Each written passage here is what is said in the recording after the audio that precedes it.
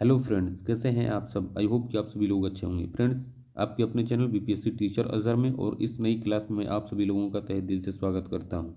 Friends, आज हम लोग हिंदी व्याकरण का एक बहुत ही महत्वपूर्ण चैप्टर पढ़ेंगे जिसका नाम है रस।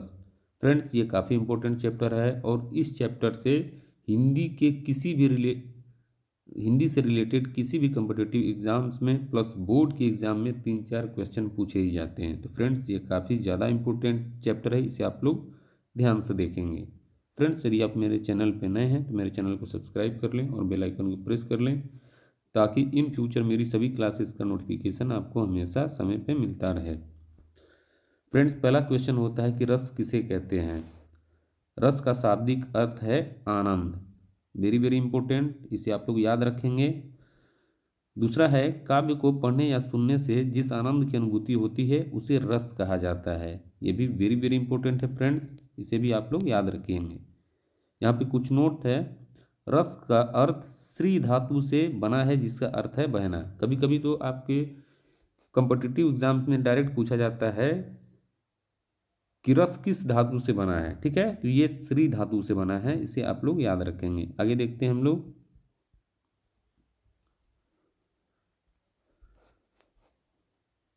रस को काव्य की आत्मा या प्राण कहा जाता है। Most important. ठीक है फ्रेंड्स, ये मोस्ट इंपोर्टेंट है, इसे आप लोग याद रखेंगे।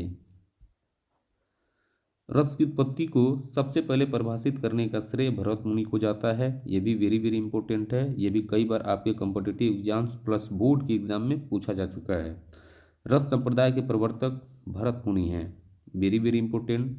फ्रेंड्स, इस चैप्टर के जो भी इंपॉर्टेंट टॉपिक हैं जो आपके प्रीवियस कॉम्पिटिटिव एग्जाम्स में प्लस बोर्ड के एग्जाम में पूछे गए हैं वही सारे इंपॉर्टेंट नोट्स मैंने लिए हैं जो बार बार आपके प्रीवियस एग्जाम्स में रिपीट हुए हैं। दूसरा है, सर्वप्रथम भरत मुनि की कृति नाट्यशास्त्र में रस की उत्पत्ति हुई। ये भी वेरी वेरी इंपॉर्टेंट है। कभी कभी तो डायरेक्ट आपसे ये पूछा जाता है कि नाट्यशास्त्र किसकी रचना है, तो भरत मुनि जी की रचना है। ठीक है, आगे देखते हैं। यहाँ कुछ रस के अंग हैं। अस्थाई भाव पहला है, दूसरा है विभाव, तीसरा है अनुभाव, चौथा है संचारी भाव। आगे देखते हैं।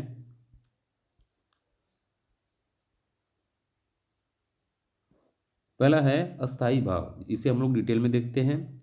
वह भाव जो अस्थाई हो अर्थात काफी समय तक बना रहे उसे अस्थाई भाव कहते हैं। ठीक है, वर्तमान में अस्थाई भाव की संख्या 11 है। ठीक है, इसे आप लोग याद रखेंगे, ये वेरी वेरी इंपॉर्टेंट है।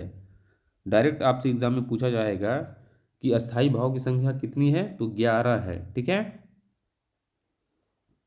आगे देखते हैं। दूसरा है विभाव, जो व्यक्ति अन्य व्यक्ति के हृदय के भाव को जगाते हैं उन्हें विभाव कहते हैं। ठीक है, यह भी आपका वेरी वेरी इंपॉर्टेंट है। विभाव में आता है फ्रेंड्स पहला आलंबन विभाव। ठीक है, जिसका आलंबन या सहारा लेकर अस्थाई भाव जागृत होते हैं तो आलंबन विभाव कहलाता है, जैसे फिल्म की हीरोइन। ठीक है फ्रेंड्स, आगे देखते हैं।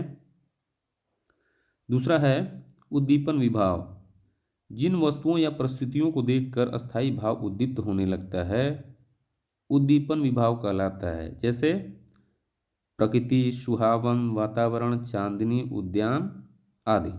ठीक है फ्रेंड, आगे देखते हैं हम लोग। फ्रेंड्स, इस टॉपिक से बहुत सारे क्वेश्चन आपके प्रीवियस कॉम्पिटिटिव एग्जाम में पूछे गए हैं। यदि आप स्टेट या बीपीएससी टीआरई एग्जाम की तैयारी कर रहे हैं तो आप लोग इसे और भी ज़्यादा ध्यान से देखेंगे और याद रखेंगे। तीसरा है फ्रेंड्स अनुभाव।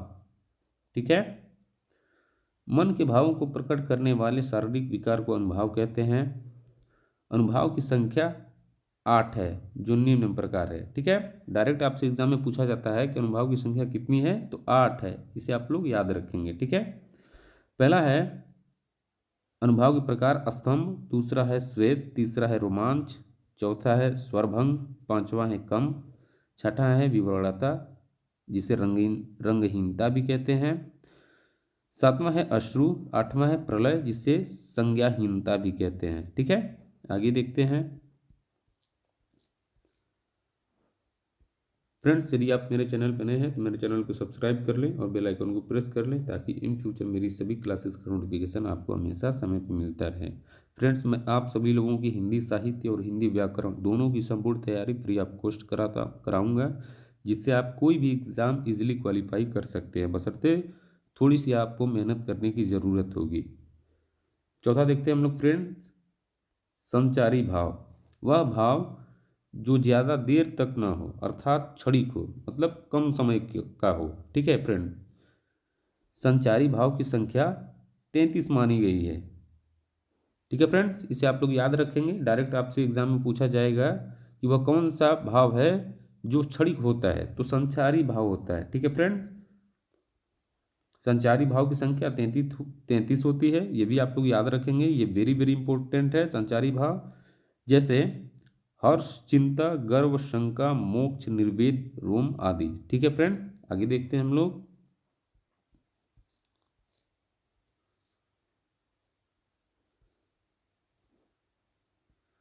अब रस के प्रकार देख लेते हैं हम लोग फ्रेंड्स, जो मोस्ट इंपोर्टेंट है। रस 9 प्रकार के होते हैं। ठीक है, ये आप लोग याद रखेंगे, ये वेरी वेरी इंपॉर्टेंट है। भरत मुनि अपने नाट्य शास्त्र में रस के 8 प्रकारों का वर्णन किया है। ये भी डायरेक्ट आपके एग्जाम में क्वेश्चन आपसे पूछा जाएगा कि भरत मुनि ने अपने नाट्य शास्त्र में कितने रस का वर्णन किया है, तो 8 प्रकार के रसों का वर्णन किया है। ठीक है, ये आप लोग याद रखेंगे। भरत मुनि ने शांत रस को रस नहीं माना है, वेरी वेरी इंपॉर्टेंट। डायरेक्ट आपसे ये भी एग्जाम में पूछा जा सकता है कि भरत मुनि ने किस रस को रस नहीं माना है, तो शांत रस को रस नहीं माना है। ठीक है फ्रेंड, आगे देखते हैं हम लोग।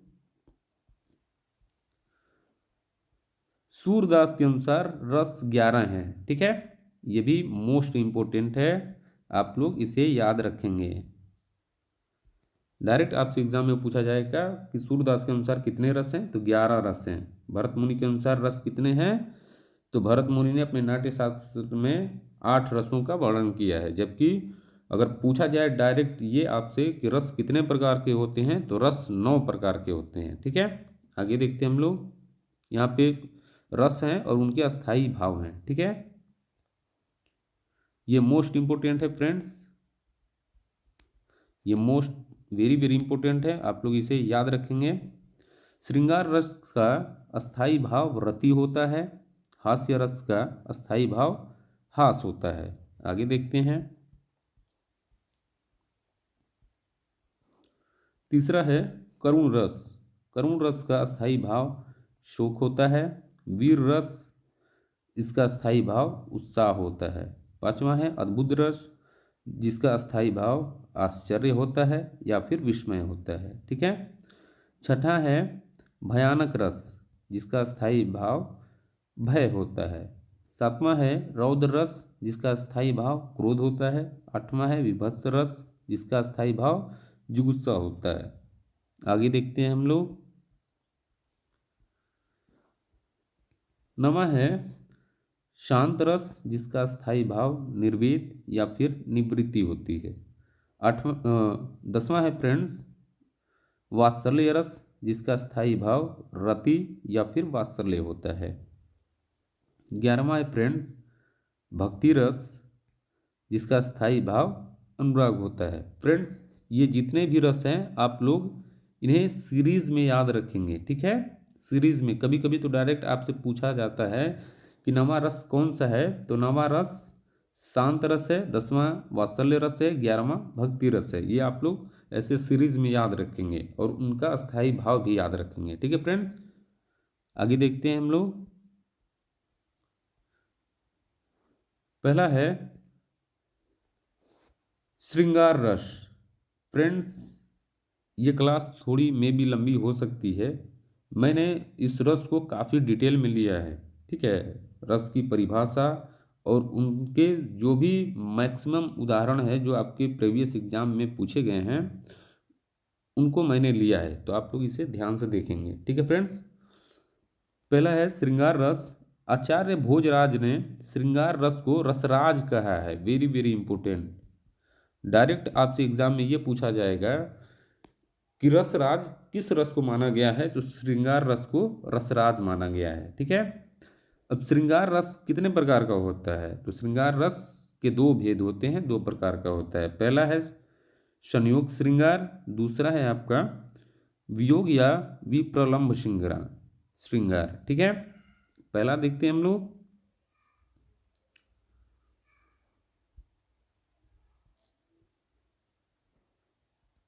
पहला फ्रेंड्स संयोग श्रृंगार, जहां नायक नायिका के संयोग या मिलन का वर्णन होता है वहां संयोग श्रृंगार होता है।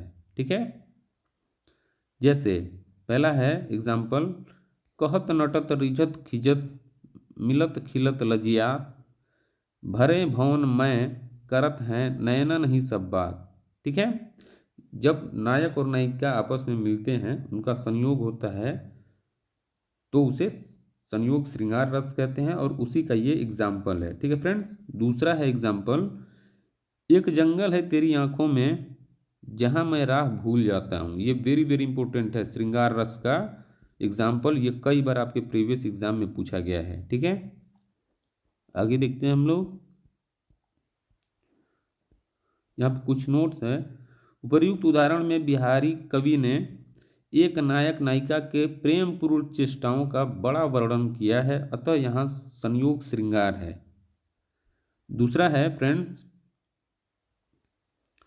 वियोग या विप्रलंब श्रृंगार, जहाँ वियोग की अवस्था में नायक नायिका के प्रेम का वर्णन होता है वहाँ वियोग या विप्रलंब श्रृंगार होता है। ठीक है। जहाँ वियोग मतलब जब नायक और नायिका एक दूसरे से बिछड़ जाते हैं, दूर चले जाते हैं, तब वियोग या फिर विप्रलंब श्रृंगार होता है। यहाँ पे एग्जाम्पल है, मधुबन तुम क्यों रहत हरे विरह वियोग श्याम, सुंदर के डाढ़े क्यों न जरे। आगे देखते हैं हम लोग। यहाँ पे नोट है, उपर्युक्त उदाहरण में सूरदास जी ने कृष्ण के वियोग में राधा के मनोभावों एवं दुख का वर्णन किया है, अतः यहाँ वियोग श्रृंगार है। ठीक है। आगे चलते हैं। हास्य रस। दूसरा फ्रेंड्स हास्य रस, जब किसी व्यक्ति की विकृति, वेशभूषा, क्रियाकलाप, हाव भाव आदि को देखकर मन में जो उल्लास उत्पन्न होता है उसे हास्य रस कहते हैं। जैसे एग्जाम्पल, हाथी जैसी देह, गेंडे जैसी खाल, तरबूजे जैसी खोपड़ी, खरबूजे जैसे गाल। आगे देखते हैं हम लोग फ्रेंड्स। तीसरा है करुण रस,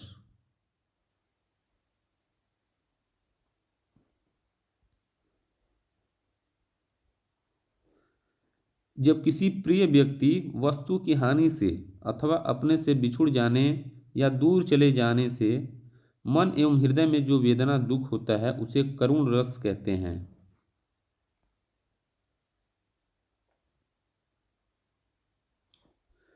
इस रस में निश्वास होना, छाती पीटना, रोना, भूमि पर गिरना आदि का भाव व्यक्त होता है।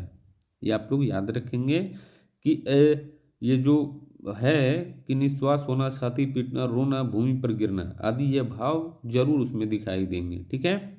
एग्जाम्पल देखते हैं। जैसे शोक बिकल सब रोवहीं रानी, रूपू सिलू बलू तेजू बखानी, करहीं बिलाप अनेक प्रकारा, पर कहीं भूमितल बारही बारा। ठीक है। यहाँ पे देख सकते हैं आप लोग फ्रेंड्स कि रोवहीं रानी, यहाँ रोना दिख रहा है और यहाँ विलाप भी दिख रहा है, तो यहाँ आपका करुण रस हो जाएगा ये। दूसरा है एग्जाम्पल, दुख ही जीवन की कथा रही, क्या कहूँ जो आज नहीं कही। ठीक है फ्रेंड्स, ये भी आपका वेरी वेरी इंपॉर्टेंट था, आप लोग इसे ध्यान से याद रखेंगे। आगे देखते हैं।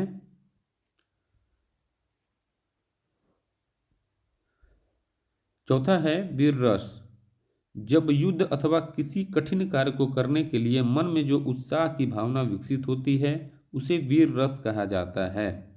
एग्जाम्पल, मैं सत्य कहता हूँ सखे, सुकुमार मत मानो मुझे, यमराज से भी युद्ध में प्रस्तुत सदा जानो मुझे। दूसरा एग्जाम्पल है फ्रेंड्स, खूब लड़ी मर्दानी वो तो झांसी वाली रानी थी। ये वेरी वेरी इंपॉर्टेंट है और ये आपके प्रीवियस कॉम्पिटिटिव एग्जाम्स में हजारों बार पूछा गया है, तो इसे आप लोग ध्यान से याद रखेंगे। ठीक है, डायरेक्ट आपसे ये एग्जाम्पल दे दिया जाएगा, खूब लड़ी मर्दानी वो तो झांसी वाली रानी थी, निम्नलिखित में से यह कौन सा रस है, तो ये वीर रस है, आप लोग याद रखेंगे। ठीक है, तीसरा एग्जाम्पल है, यमराज से भी युद्ध में प्रस्तुत सदा मानो मुझे, मामा तथा निज तात से युद्ध में डरता नहीं। ये भी आपका वेरी वेरी इंपॉर्टेंट है, ये भी आपके प्रीवियस कॉम्पिटिटिव एग्जाम्स में प्लस बोर्ड के भी एग्जाम में कई बार पूछा जा चुका है। आगे देखते हैं, चौथा एग्जाम्पल है फ्रेंड्स, वीरों का कैसा हो बसंत। ये भी आपका वेरी वेरी इंपॉर्टेंट है, ये भी आपके प्रीवियस एग्जाम में कई बार पूछा जा चुका है। आगे चलते हैं,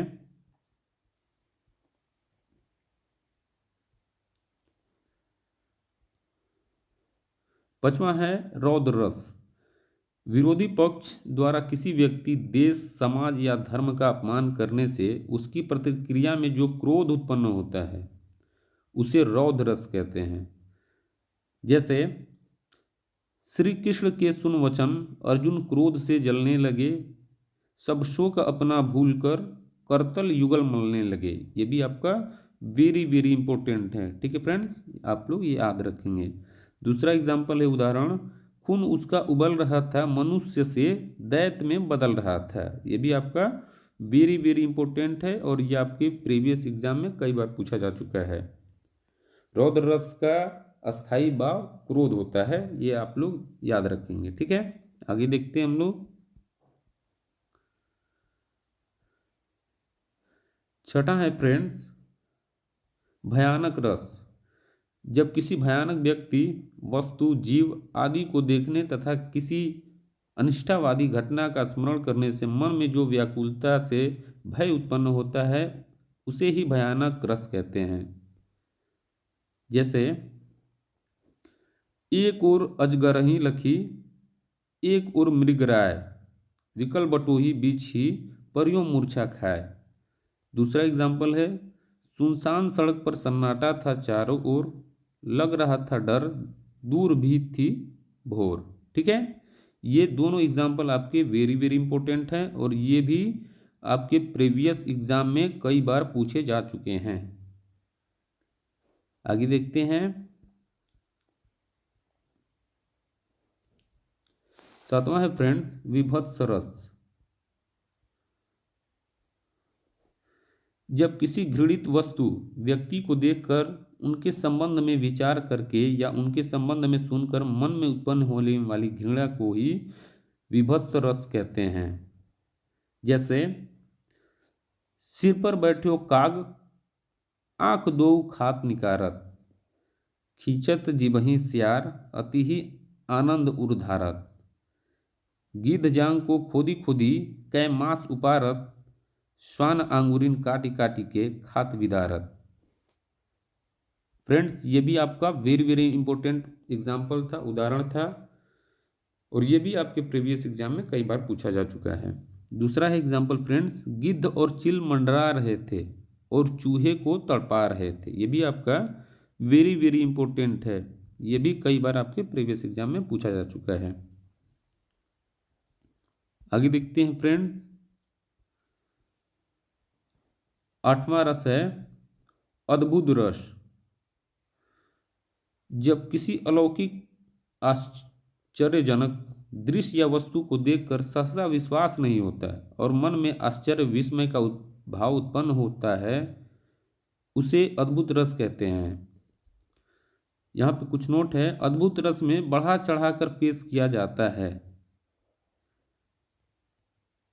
पहला एग्जाम्पल है फ्रेंड्स, मछली जमीन पर चलकर आई, अचंबा देखिए आदिल भाई। ये वेरी वेरी इंपॉर्टेंट है। जैसे अतिशयोक्ति अलंकार होता है ना, कि किसी भी चीज को बढ़ा चढ़ा के पेश करना, वही अद्भुत रस भी होता है। दोनों सेम चीजें होती हैं फ्रेंड। दूसरा एग्जाम्पल है, आगे नदियाँ पड़ी अपार, घोड़ा उतरे कैसे पार, राणा ने सोचा इस पार, तब तक चेतक था उस पार। ये भी आपका आश्चर्यजनक चीज़ें हैं जो अद्भुत रस के अंतर्गत आती हैं। फ्रेंड्स, ये भी वेरी वेरी इंपॉर्टेंट है और ये भी कई बार आपके प्रीवियस एग्जाम में पूछा जा चुका है। आगे देखते हैं फ्रेंड्स।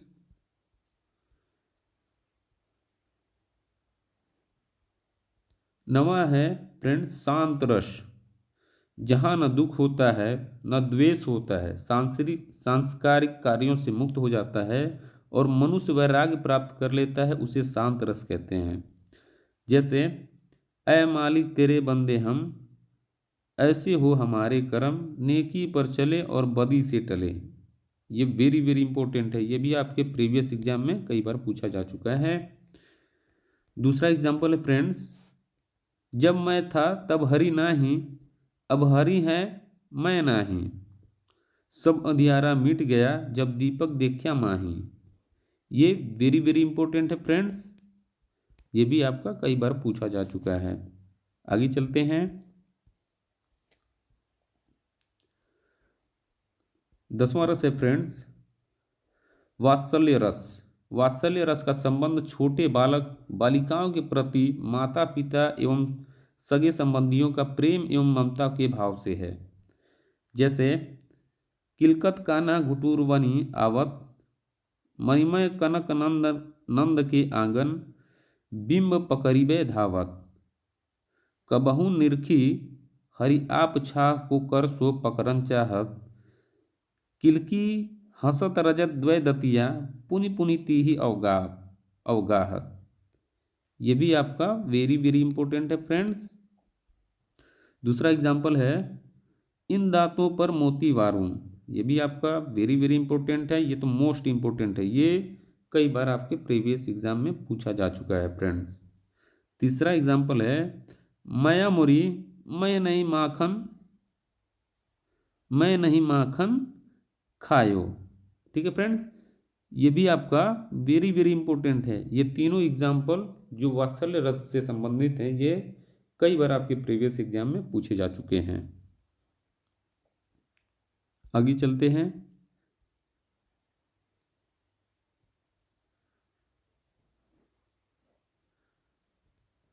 11वां है फ्रेंड्स भक्ति रस।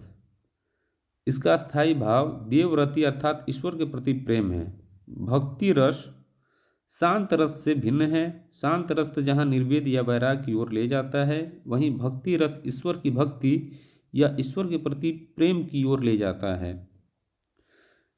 जैसे पहला एग्जाम्पल है मेरे तो गिरधर गोपाल दूसरो न कोई, जाके सिर मोर मुकुट मेरा पति सोई। फ्रेंड्स, ये भक्ति रस के उदाहरण के भी अंतर्गत आता है और श्रृंगार रस के अंतर्गत भी आता है, तो इसे आप लोग याद रखेंगे। जब दोनों ऑप्शन दिया हो एग्जाम में तो आप भक्ति रस ही दिखाएंगे। ठीक है फ्रेंड्स।